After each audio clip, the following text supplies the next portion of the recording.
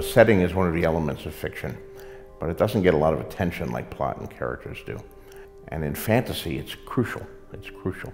The sense of place, the sense of history, that this world is not just an inch deep, but that this world has deep roots and a long history, and that it's real in some sense. Middle-earth was real to me. The Hyborian Age was real to me. These places did not exist. I knew they didn't exist, but I wanted to go to them, and I wanted to return to them in my books.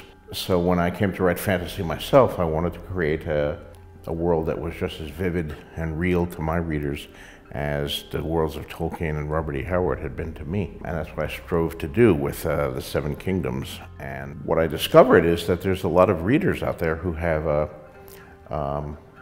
great interest in these matters. They wanted maps. They wanted more maps when I gave them maps. Then they wanted even more maps and more detailed maps. So we did a map book. And they wanted history. They wanted to, I mentioned in the books little things about the history and the kings who had gone before and incidents from the past, 50 years ago or 100 years ago or 300 years ago, the doom of Valeria and Robert's rebellion and Aegon's conquest and the Dance of the Dragons, all these things.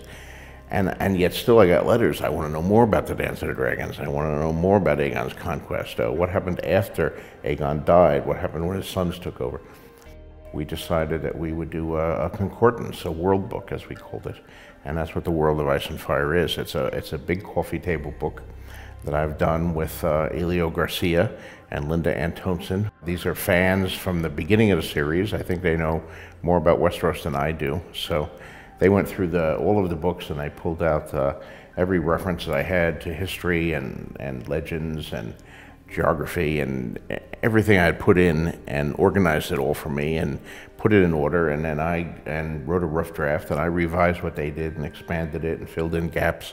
And then we got some of the best fantasy artists in the world, people like Mark Simonetti and Justin Sweet and Magali Villeneuve and Ted Naismith to do incredible art for it. There's art on virtually every page of this book.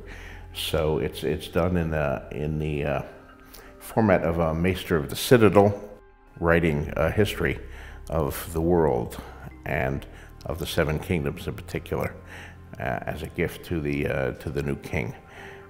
Actually, there's two Maesters being quoted who sometimes disagree with each other, which is part of the fun of the book. So it's a fake history, if you will, but people seem to love the fake history. So hopefully they'll enjoy this book. I'm very excited about having it come out.